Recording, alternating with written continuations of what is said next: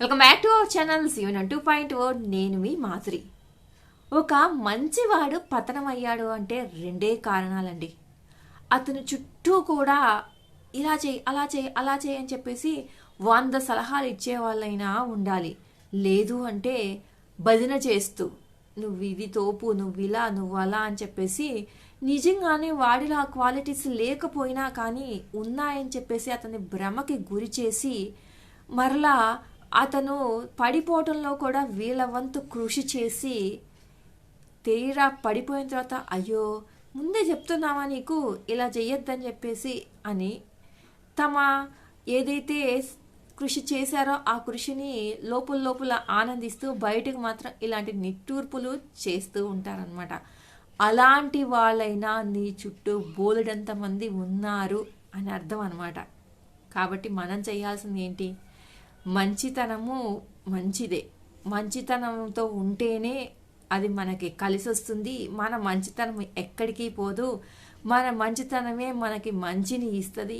ఇలా కొల్లలు ఎవరైనా చెడ్డు చేసినా మనం మంచి చేయాలి, మంచి మంచి మంచి అని చెప్పేసి. కానీ నేను అనేది ఏంటంటే మంచి ముఖ్యమే. మంచి మనకి ఇక్కడ మంచి చేస్తే ఇంకో చోట మనకు మంచి వస్తుంది. ఇవన్నీ కూడా కరెక్టే కాదు అని అనను.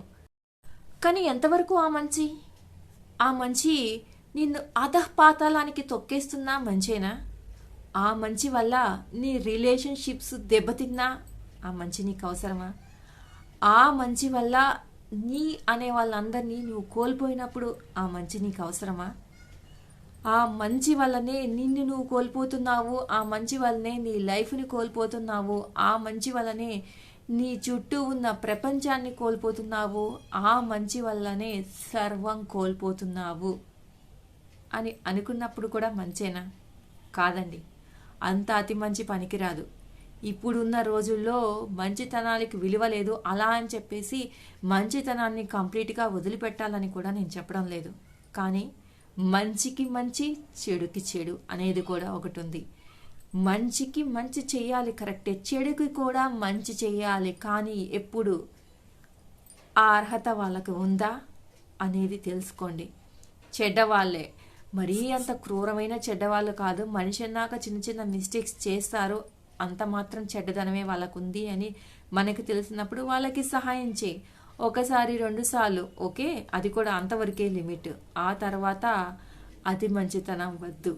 ఈ మంచిని నమ్ముకునే ఆస్తులు పోగొట్టుకునే వాళ్ళెందరో, ఈ మంచిని నమ్ముకునే ఆస్తులు పోగొట్టుకుని దివాలాలు తీసి తద్వారా సంసారాలు పోగొట్టుకునే వాళ్ళు ఎందరో, తమ పిల్లల భవిష్యత్తును పోగొట్టుకునే వాళ్ళు కూడా ఎందరో ఉంటారు. ఇలా చాలా అంటే మన టాపిక్ వచ్చేసి ఎంతవరకు మంచితనాన్ని ముంచే వాళ్ళే ఎక్కువ అనే టాపిక్ కాబట్టి ఈ పాయింట్ ఆఫ్ వ్యూలో మాట్లాడుకుంటున్నాం అనమాట. నెగిటివ్ వేలో తీసుకోవద్దు. టాపిక్ వచ్చేసి మంచివాడే ఎందుకు ఎప్పుడు కూడా లాస్ అవుతాడో ఆ పాయింట్ ఆఫ్ వ్యూలో టాపిక్ కాబట్టి ఇలా మాట్లాడుకుంటున్నాం. సో అతి మంచితనం అనేది ఎప్పటికీ కూడా మనకి రాదు. మంచితనం ఉన్న వాళ్ళని ముంచే వాళ్ళు ఎక్కువ కూడా ఉంటారు. కాబట్టి జాగ్రత్త, తస్మాత్ జాగ్రత్త.